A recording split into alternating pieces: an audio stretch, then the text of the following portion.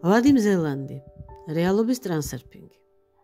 წინა თავში ვისაუბრეთ პოზიტივზე, რომელიც თქვენ ცხოვრებას წარმატების ტალღაზე აიტაცებს და მუდმივ გამართლებას მოგიდათ. თუმცა პოზიტივი ერთადერთი იარაღი არაა. ამ თავში ერთ-ერთ ასეთ ინსტრუმენტზე ვისაუბრებთ. მანამდე კი წინა თავი შევაჯამოთ. გამართლების ტალღა არის გროვა ხელისშემწყობი პირობებისა. გამართლებების კასკადი მოდის პირველი გამართლების დადებითად შეფასებებისას. დესტრუქციული ქანქარა ცდილობს გაგიტყუოთ გამართლების ტალღებიდან შორს. ქანქარებზე დამოკიდებულებებიდან ჩამოხსნა გვანიჭებს არჩევანის თავისუფლებას. ნეგატივის მიღება ტრანსლირებით თქვენ ქმნით საკუთარ ჯოჯოხეთს. პოზიტივის მიღება ტრანსლირებით კი საკუთარ სამოთხეს. ჩვენი აზრები და ფიქრები ბუმერანგივით გვიბრუნდება უკან. თუ ეს ყველაფერი გვახსოვს, ქანქარა გამართლების ტალღიდან ვერ ჩამოხსნის. ჩვევა გვახსოვდეს, ანუ სიფხიზლე, გამომუშავებადია და მუდმივ პრაქტიკას მოითხოვს. გადაჭარბებული პოტენციალი. სამყაროში ყველაფერი თანაფარდობისკენ ისწრაფვის. ყველგან სადაც გადაჭარბებული პოტენციალია, იქვე მის დასარეგულირებლად თანაფარდობის ძალები ჩნდება. დისბალანსი ყოველთვის აღმოიფხვრება თანასწორობით. როგორც უკვე ვისაუბრეთ, სამყაროში ქმედებას და ფიქრის ენერგიას ორივეს მნიშვნელოვანი მნიშვნელობა აქვს რეალობის შექმნაში.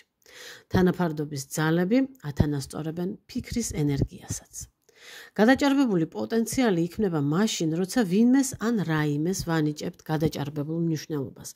მაგალითისთვის შევადაროთ ორი სიტუაცია. თქვენ გახართ თქვენი სახლის ოთახის იატაკზე და მეორედ გახართ უფსკრულის პირას. პირველ შემთხვევაში მშვიდად და უღელვებლად, მეორეში კი გული გიკანკალებთ, რადგან შეიძლება ჩავარდეთ. ერთი არასწორი მოძრაობა და შეიძლება მოხდეს გამოუსწორებელი. არადა დგომა ორივე შემთხვევაში ჩვეულებრივი დგომაა, იგივე მუხლი, ტერფი, მხედველობა გაქვთ, მაგრამ თქვენ გეშინიათ. წარმოიდგენთ ცუდს და თვით გადარჩენის ინსტინქტი გძაბავთ. ამგვარი გადაჭარბებული მნიშვნელობით შეიძლება წონასწორობაც დაკარგოთ. რაღა თქმა უნდა, ფრთხილად უნდა იყოთ. მე სულაც არ მოგიწოდებთ უგულვებელყოთ თვითგადარჩენის ინსტინქტი და ყოვლად უგულისყუროთ იბოდიალოთ უფსკრულის პირას. უბრალოდ მინდა აგიხსნათ, რომ რაც უფრო მეტად შეგეშინდებათ ამ სიტუაციის, მით უფრო მეტად დამძიმდება ის. სიმშვიდე ყველაზე ფასეული იარაღია. ექსტრემალურ სიტუაციებში და ამის უამრავი მაგალითი არსებობს. წონასწორობას შეინარჩუნებთ, თუ გექნებათ გაწონასწორებული განწყობა. არც უგულვებელყოფა და არც უინტერესობა საკუთარი მდგომარეობის მიმართ და არც გადაჭარბებული ისტერიული მზრუნველობა და განგაში. ენერგეტიკულად ნებისმიერ მატერიას ერთნაირი მნიშვნელობა აქვს. მხოლოდ ჩვენი განწყობით და აზრის ენერგიით, ენერგეტიკული ძალით ვანიჭებთ მათ შეფასებებს. კარგი და ცუდი, მოწყენილი და მხიარული, სუსტი და ძლიერი, კეთილი და ბოროტი, იოლი და ძნელი, მძიმე და მსუბუქი და ასე შემდეგ. თავად ეს შეფასებები ქმნის ენერგეტიკულ ველში არაერთგვაროვნებებს. როცა საგანს თუ მოვლენას ჩვენთვის დიდი მნიშვნელობა აქვს, ჩვენ კარგავთ მის ობიექტურად შეფასების უნარს. ვაჭარბებთ, როცა ვეთაყვანებით, გვეჩვენება, რომ ობიექტს ნაკლი არა აქვს. ვაჭარბებთ, როცა გვეშინია. გვეჩვენება, რომ ობიექტის გარშემო უფრო და უფრო მეტი ხიფათია. ვაჭარბებთ, როცა გძულს, მხოლოდ უარყოფით მხარეებს ვხედავთ ობიექტისას და ამ გადაჭარბებული შეფასების გასაქარვებლად აუცილებლად ჩნდება თანაფარდობის ნიავი, ხან ქარი და ხანაც ქარბორბალა. გააჩნია გადაჭარბების ხარისხს.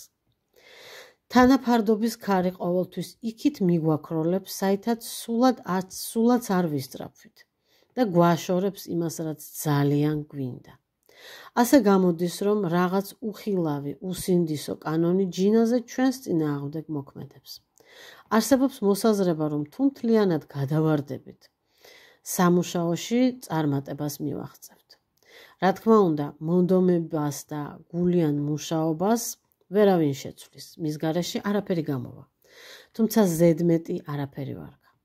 თუ კი არ გეცოდინება დასვენება, თუ კი მთელ დროს სამსახურს დაუთმობ, ენერგეტიკულად ყველაფერს სასწორის ერთ ჯამზე დადებ და ამით სასწორის ის არის ერთ მხარეზე გადაიწონის და ამით ბალანსს დაარღვევთ.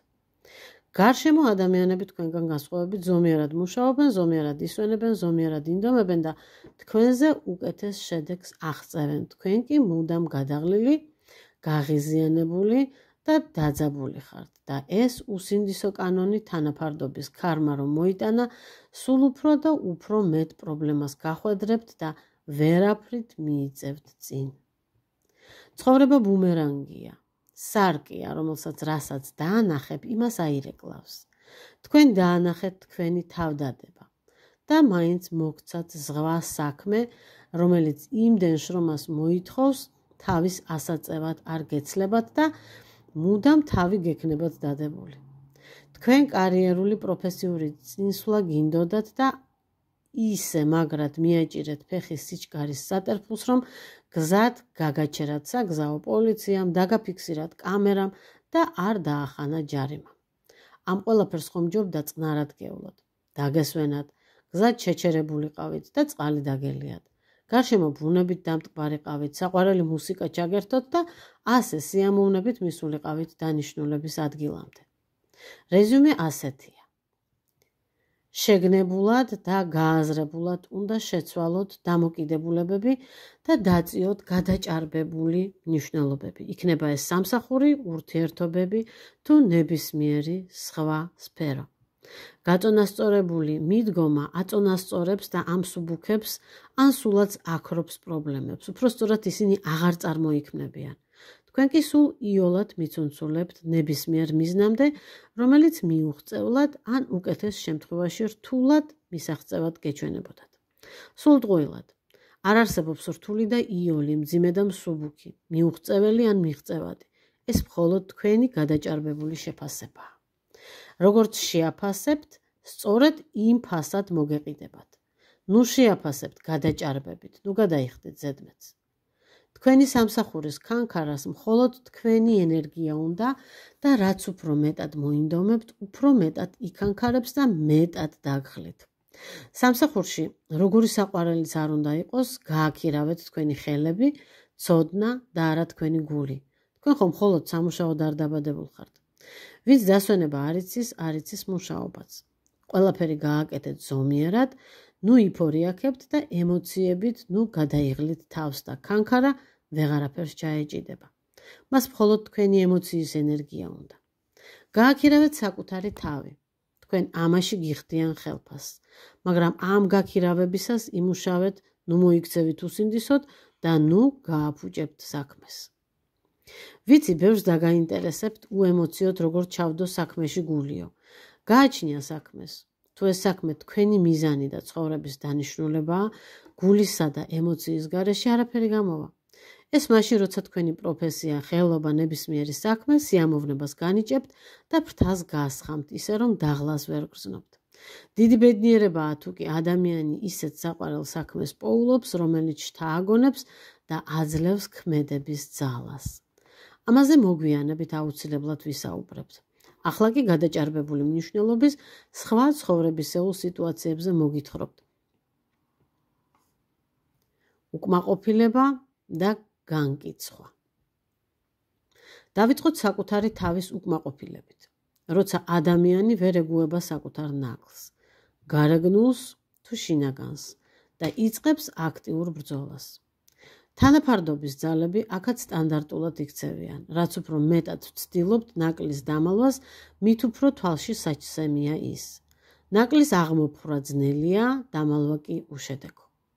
საკუთარი თავის მიღება, საკუთარი თავის პატივისცემა და სიყვარულია.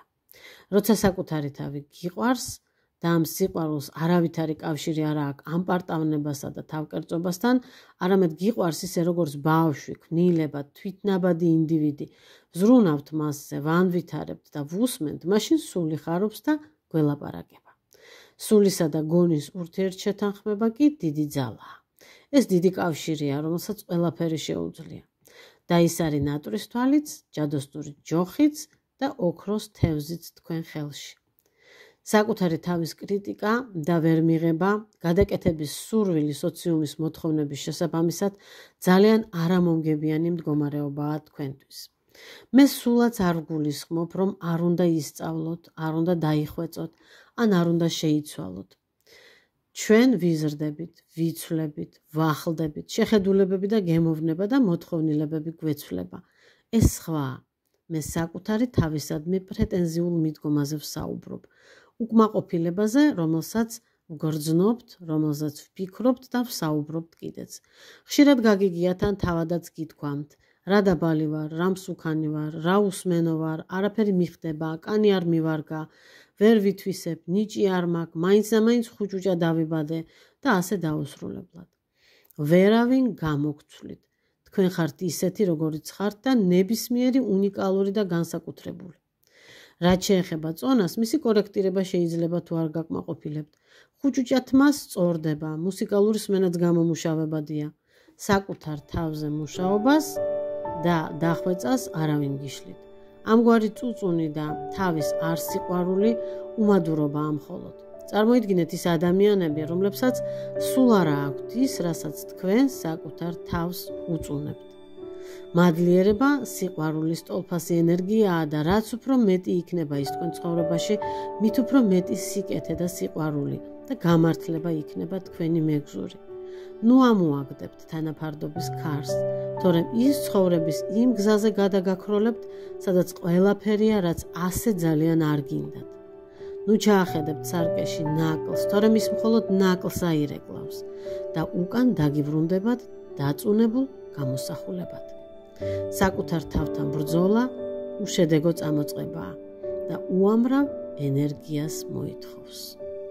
ნუ იბრძვით. გიყვარდეთ.